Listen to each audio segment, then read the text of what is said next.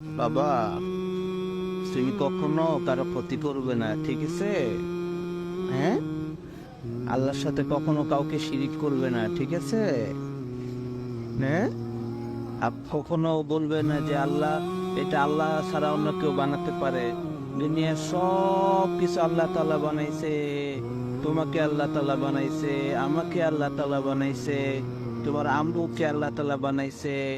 তুমি কখনো কোনো মানুষের ক্ষতি করবে না, ঠিক আছে? তুমি কখনো আহ, কাউকে মারবে না, ঠিক আছে? কখনো কারো জিনিস না বলে ধরবে না, ঠিক আছে?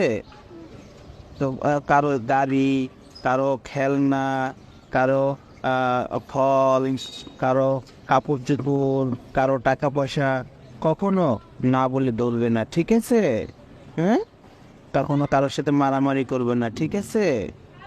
হ্যাঁ, আল্লাহর সাথে কখনো শিরিক করবে না, ঠিক আছে?